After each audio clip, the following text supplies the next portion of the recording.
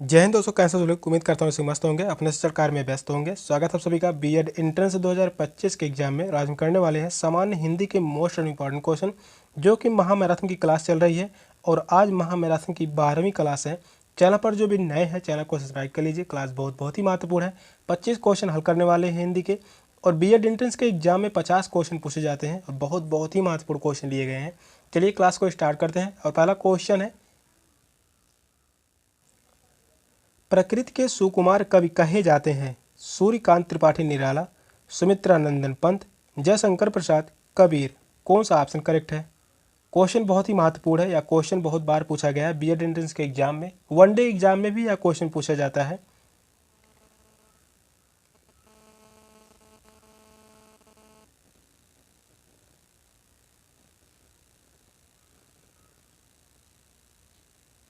प्रकृति के सुकुमार कवि कहे जाते हैं?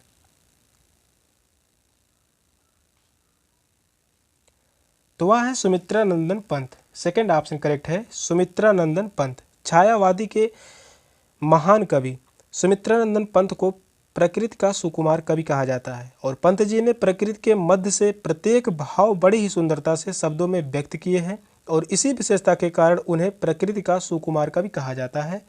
सेकंड ऑप्शन करेक्ट है, सुमित्रानंदन पंत। नेक्स्ट क्वेश्चन है, स्वाभिमान स्वाधीनता का प्रतीक है? चूहा, श्वान, कबूतर या सिंह। कौन सा ऑप्शन करेक्ट है?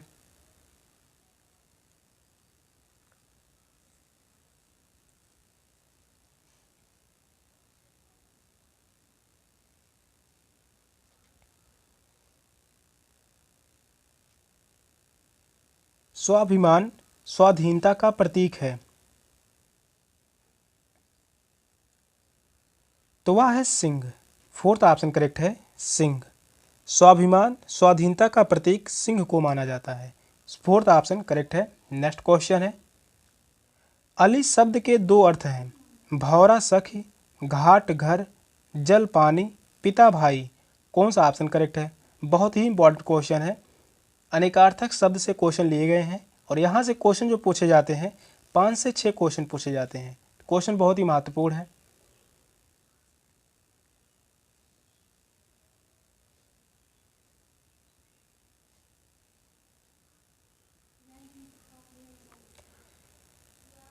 अली शब्द के दो अर्थ हैं, वह कौन से हैं? तो वह है भौरा और सखी। फर्स्ट ऑप्शन राइट है, भौरा और सखी। अली शब्द के दो अर्थ भौरा तथा सखी हैं। अली अनेकार्थक शब्द है, और अनेकार्थक शब्द का अर्थ होता है अनेक अर्थ प्रकट करने वाला। जिन शब्दों से एक से अधिक अर्थ का बोध हो उन्हें अनेकार्थी शब्द कहते हैं। अली के अनेकार्थी शब्द जो होंगे, पहला जो होगा भौरा, इसके बाद है सखी, इसका अनेकार्थक शब्द होता है कोयल। कोयल भी अनेकार्थक शब्द है। बांध भी अनेकार्थक शब्द है, अलिकाही। इसके अलावा सेतु, ये सभी क्या हैं? अनेकार्थक शब्द हैं। फर्स्ट ऑप्शन करेक्ट है। नेक्स्ट क्वेश्चन है, वह बहुत बोलती है। वाक्य में क्रिया विशेषण है, वह बहुत बोलती है। कौन सा ऑप्शन करेक्ट है?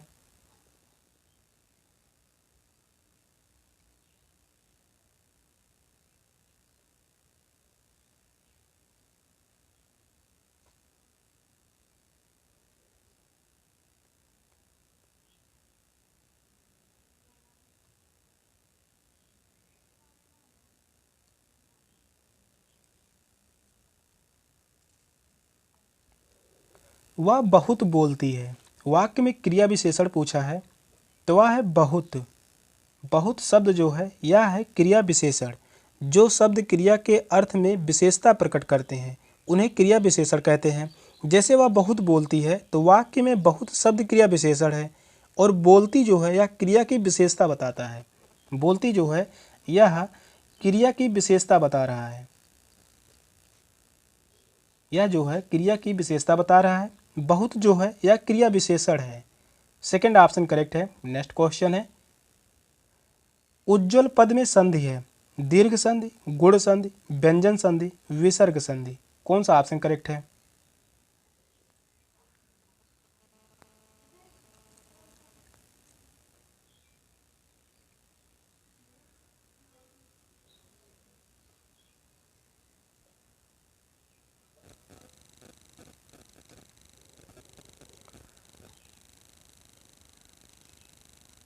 उज्ज्वल इस प्रकार से वर्तनी की दृष्टि से भी यह क्वेश्चन पूछा जाता है कि उज्ज्वल किस प्रकार से सही है वर्तनी की दृष्टि से।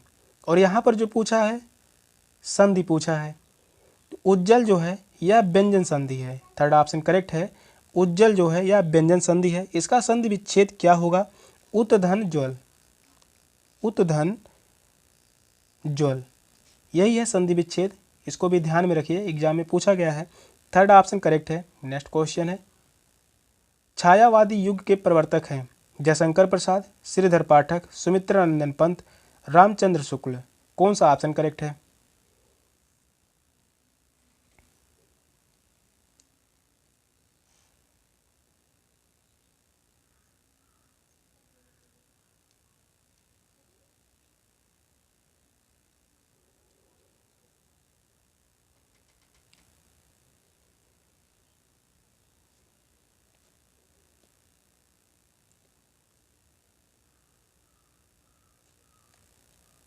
छायावादी युग के प्रवर्तक हैं तो वह है जयशंकर प्रसाद।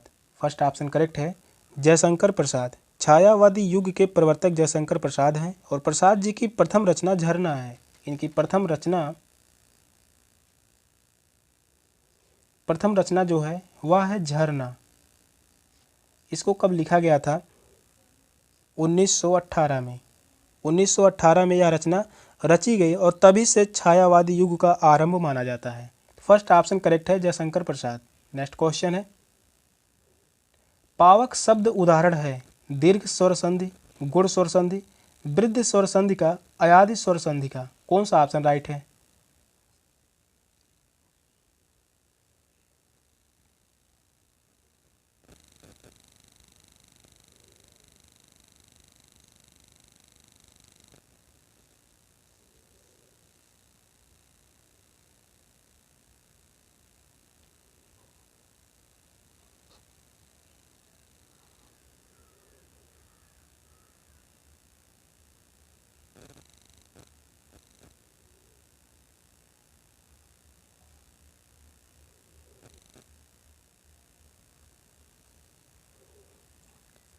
पावक शब्द उदाहरण है, यह उदाहरण है अयादि स्वर संधि का। फोर्थ ऑप्शन करेक्ट है, अयादि स्वर संधि का। पावक का संधि विच्छेद क्या होगा? पौधन अक, पौधन अक। अयादि स्वर संधि के विशेषता क्या है? जब ए, ऐ, औ और औ के बाद कोई भिन्न स्वर आता है। यहाँ पर औ शब्द है, औ के बाद कोई भिन्न स्वर यानी छोटा आ आया है। स्वर आता है तो ए का ऐ हो जाता है और ऐ का आय, ओ का औ तथा औ का आव हो जाता है। उसे ही अयादि स्वर संधि कहते हैं। जैसे यहाँ पर औ है और यहाँ पर जो है छोटा आ है, इसको मिलाकर क्या बनेगा? यहाँ पर आव होगा, तो फिर से यहाँ पर प्राप्त होगा पावक। फोर्थ ऑप्शन करेक्ट है। अयादि स्वर संधि के और भी उदाहरण हैं, जैसे नयन। नयन भी अयादि स्वर संधि का ही उदाहरण है और इसका संधि विच्छेद होगा नेधन अन, नेधन अयन। इसके अलावा पवन, पवन भी अयादि स्वर संधि का ही उदाहरण है और पवन का संधि विच्छेद क्या होगा? पौधन अन। फोर्थ ऑप्शन करेक्ट है। नेक्स्ट क्वेश्चन है, सामान्यतः काव्य के कुल कितने भेद बताए गए हैं? 1, 3, 2 या 4? कौन सा ऑप्शन करेक्ट है? क्वेश्चन बहुत ही महत्वपूर्ण है।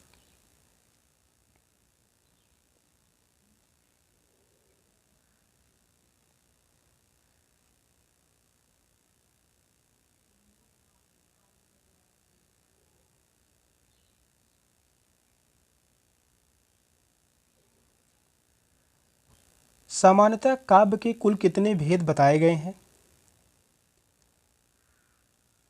यहाँ पर ऑप्शन ऊपर नीचे है, तो यहाँ पर 2 भेद बताए गए हैं। सेकंड ऑप्शन करेक्ट है। 2 भेद बताए गए हैं। वह 2 भेद कौन कौन से हैं? तो पहला जो है दृश्य काव्य, पहला जो है दृश्य काव्य, दूसरा है श्रव्य काव्य।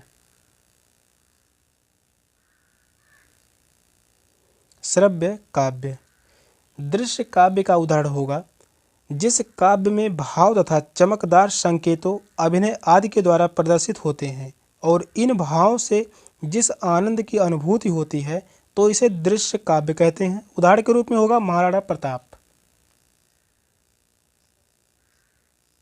महाराणा प्रताप। और वहाँ पर बात करते हैं श्रव्य काव्य, जिस काव्य में आनंद को सुनकर या पढ़कर प्राप्त किया जाता है वहाँ पर श्रव्य काव्य होता है। और इसका उदाहरण जो होगा Ramcharitmanas. Ramcharitmanas. Second option correct है 2। नेक्स्ट क्वेश्चन है, प्रसरण का विलोम शब्द है प्रतिपादन, आरक्षण, आकुंचन, सदर्शन। कौन सा ऑप्शन करेक्ट है? क्वेश्चन बहुत ही महत्वपूर्ण है।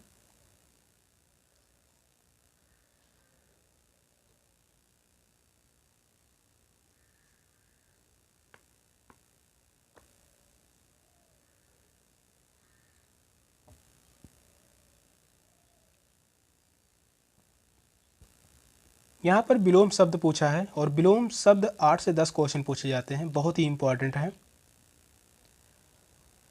प्रसरण का विलोम क्या होगा? प्रसरण का विलोम जो होगा आकुंचन। थर्ड ऑप्शन करेक्ट है, आकुंचन। यहाँ पर प्रसारण का अर्थ क्या होता है? फैलना। आकुंचन का अर्थ जो होता है सिकुड़ना। इसका अर्थ होगा सिकुड़ना और इसका अर्थ होगा फैलना। दोनों एक दूसरे से विपरीत हैं, विलोम है। थर्ड ऑप्शन करेक्ट है। नेक्स्ट क्वेश्चन है, लोक संस्कृत का जन्म हुआ शहरों में, गांवों में, कस्बों में, विद्यालयों में। कौन सा ऑप्शन करेक्ट है?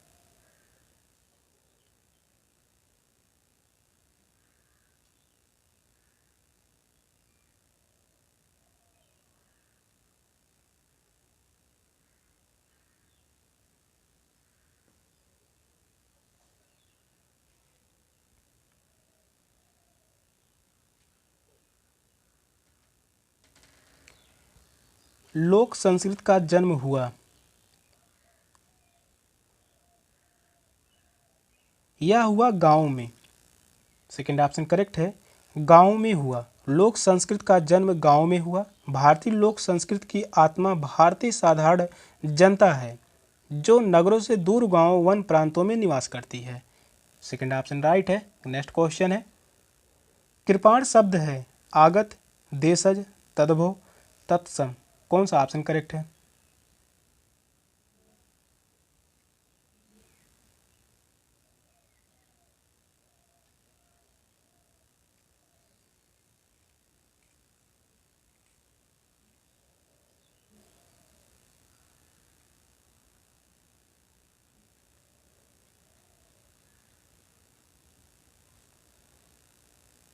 कृपाण शब्द है यह जो है तत्सम है।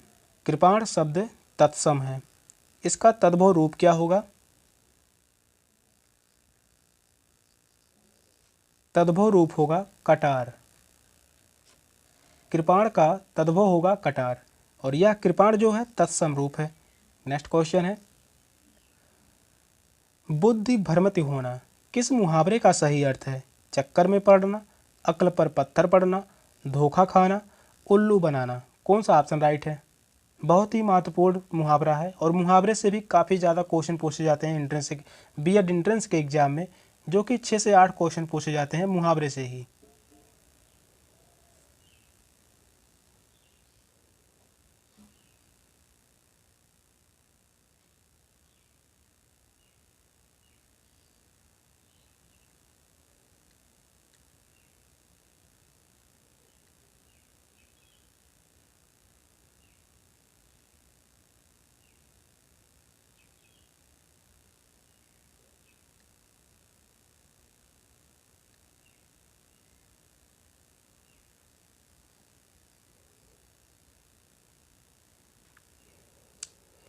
बुद्धि भ्रमित होना मुहावरे का सही अर्थ जो होगा चक्कर में पड़ना।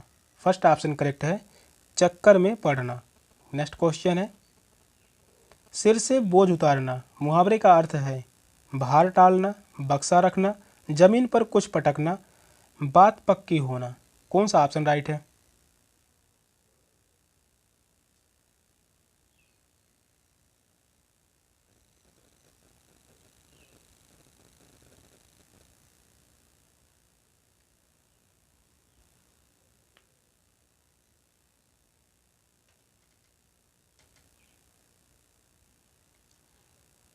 सिर से बोझ उतारना मुहावरे का अर्थ है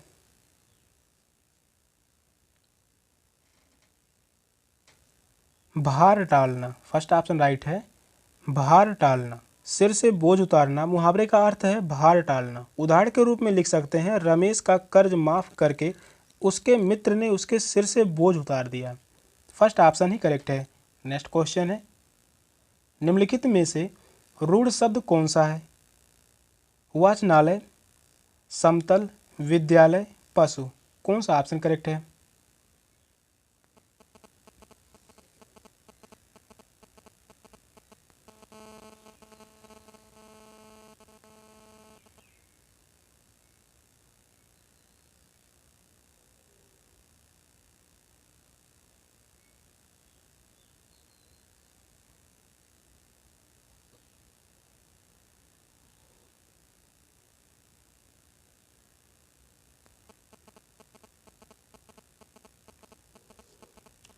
रूढ़ शब्द कौन सा है?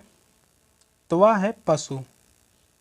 पशु जो है रूढ़ शब्द है। यहाँ पर जो है पा है और सु है। रूढ़ वे शब्द होते हैं जिनका कोई भी खंड सार्थक नहीं होता और जो परंपरा से किसी विशिष्ट अर्थ में चले आ रहे हैं, जैसे पशु। इसमें पा है और सु खंडों का कोई अर्थ नहीं है। इसका कोई अर्थ नहीं है, दोनों का खंडन करने पर वही होता है रूढ़ शब्द। फोर्थ ऑप्शन करेक्ट है, पशु। नेक्स्ट क्वेश्चन है, महोत्सव में संधि है गुण संधि, विसर्ग संधि, अयादि संधि, व्यंजन संधि। कौन सा ऑप्शन करेक्ट है? संधि से भी 8 से 10 क्वेश्चन पूछे जाते हैं। ये सभी क्वेश्चन बहुत ही महत्वपूर्ण हैं। जितने भी क्वेश्चन कराए जा रहे हैं एग्जाम में पूछे जाने की पूरी संभावना है।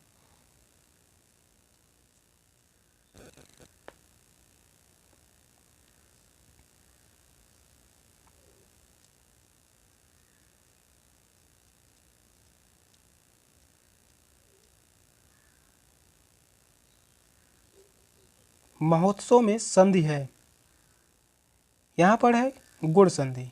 फर्स्ट ऑप्शन करेक्ट है, महोत्सव में गुण संधि है। महोत्सव का संधि विच्छेद क्या होगा? महाधन उत्सव। महाधन उत्सव यह जो है गुण संधि का उदाहरण है। गुण संधि के उदाहरण होंगे उपेंद्र।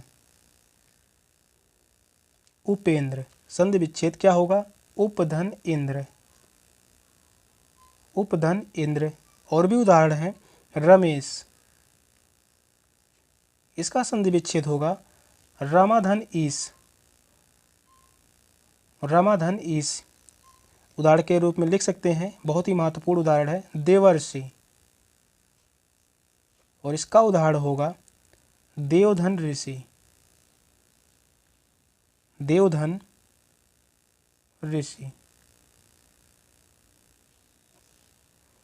और भी उदाहरण लिख सकते हैं चंद्रोदय। ये सभी बहुत ही महत्वपूर्ण है, एग्जाम में पूछे जाने की पूरी संभावना है।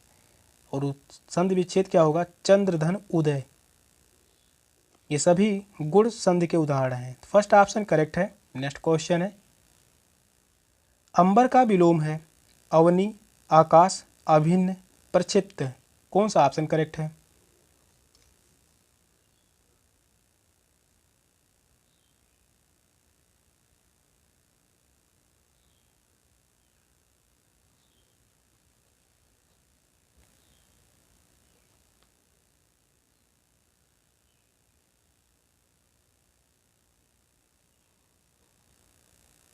अंबर का विलोम शब्द क्या होगा?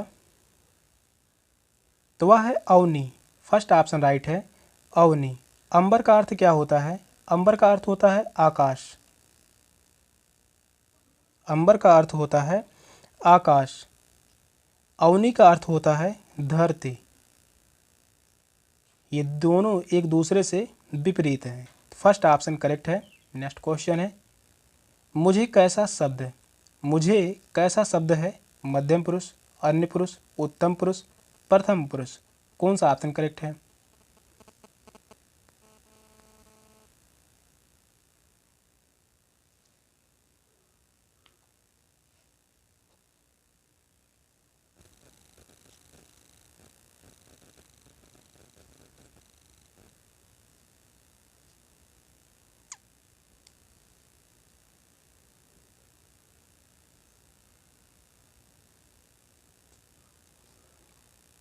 मुझे कैसा शब्द है, यह है उत्तम पुरुष। थर्ड ऑप्शन करेक्ट है। उत्तम पुरुष, वक्ता या लेखक जिन सर्वनामों का प्रयोग अपने लिए करते हैं उसे उत्तम पुरुष सर्वनाम कहते हैं। जैसे मुझे है, और भी उदाहरण है, मैं है, हम है, ये सभी उत्तम पुरुष सर्वनाम है। थर्ड ऑप्शन राइट है। नेक्स्ट क्वेश्चन है, बहिर्मुखी में समास है अव्ययी भाव समास, द्वंद्व समास, तत्पुरुष समास, कर्मधारय समास, कौन सा ऑप्शन करेक्ट है? बहुत ही महत्वपूर्ण समास है, क्वेश्चन इंपॉर्टेंट है और समास से क्वेश्चन पूछे जाते हैं 6 से 8 क्वेश्चन। ये सभी जितने भी क्वेश्चन कराए जा रहे हैं समास से बहुत ही महत्वपूर्ण है।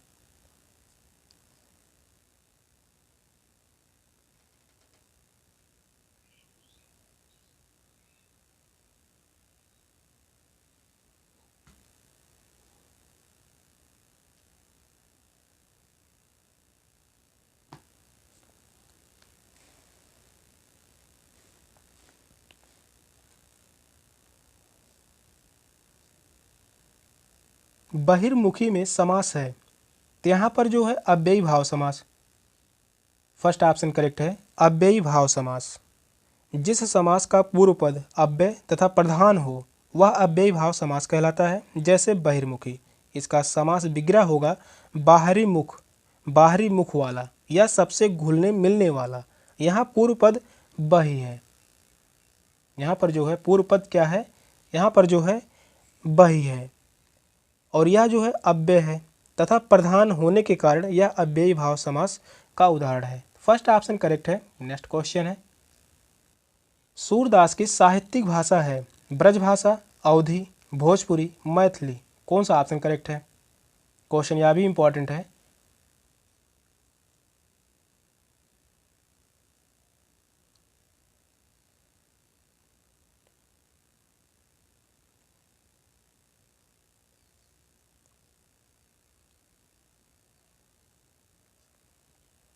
सूरदास की साहित्यिक भाषा क्या है?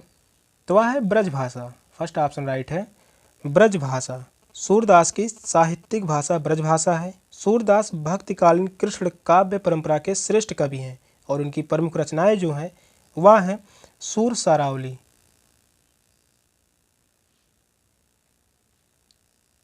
प्रमुख रचनाएं हैं सूर सारावली, साहित्य लहरी, साहित्य लहरी, इनकी प्रमुख रचना है सूर सारावली। साहित्य लहरी में ब्रज भाषा का प्रयोग किया गया है। फर्स्ट ऑप्शन करेक्ट है, ब्रज भाषा। नेक्स्ट क्वेश्चन है, महाकाव्य में वर्णन होता है मानव जीवन के बृहद और व्यापक चित्रण का, मानव जीवन के सूक्ष्म पक्ष का चित्रण, मानव जीवन में एकांकी पक्ष का चित्रण, मानवेतर जीवन के बृहद पक्ष का चित्रण, कौन सा ऑप्शन करेक्ट है?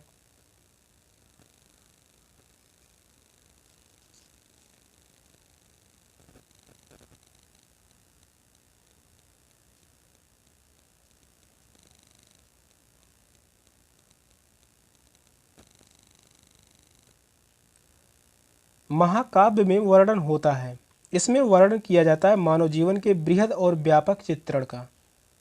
फर्स्ट ऑप्शन करेक्ट है। महाकाव्य में मानव जीवन के बृहद और व्यापक चित्रण का वर्णन होता है। इसमें सार्गों का निबंधन होता है और कथानक ऐतिहासिक अथवा इतिहासचित्र होता है।